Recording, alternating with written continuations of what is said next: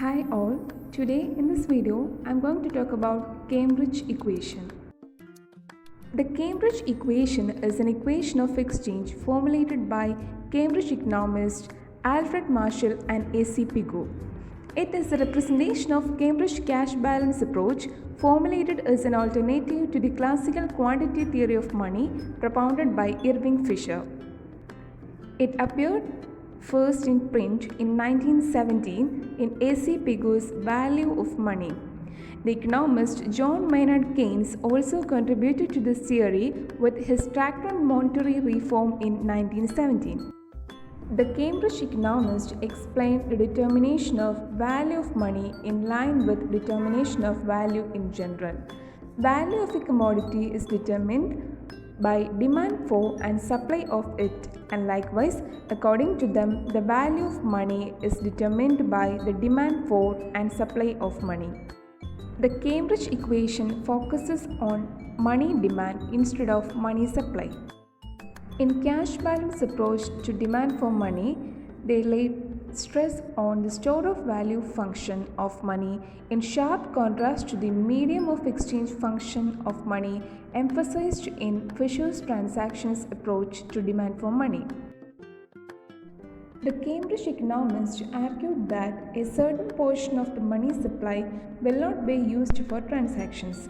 Instead, it will be held for the convenience and security of having cash on hand. This portion of cash is commonly represented as K, a portion of nominal income. The Cambridge economists also thought wealth would play a role, but it is often omitted from the equation for simplicity. Now let's examine the Cambridge equation. So Cambridge equation is that MD is equal to KPY, where MD refers to the amount of money which public want to hold.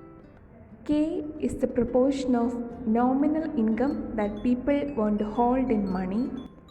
P is the price level.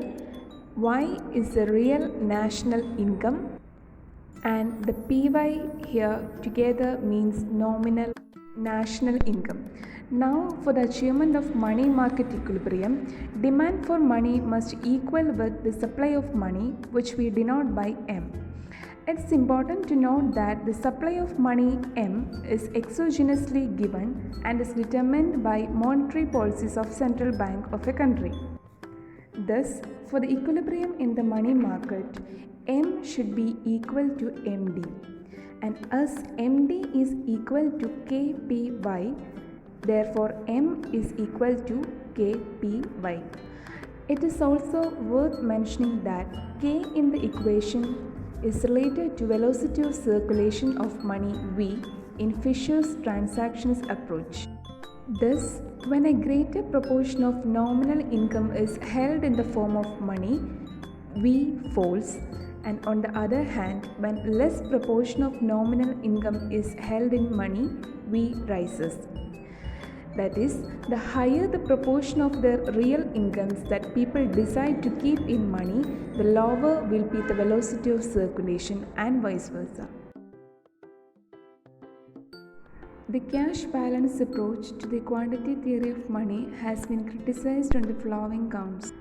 The first point is that the price level in the equation does not measure the purchasing power of money. Measuring the price level in consumption units implies that cash deposits are used only for expenditure on current consumption, but in fact that they are held for a vast multiplicity of business and personal purposes. By ignoring these aspects, the Cambridge economists have committed a serious mistake.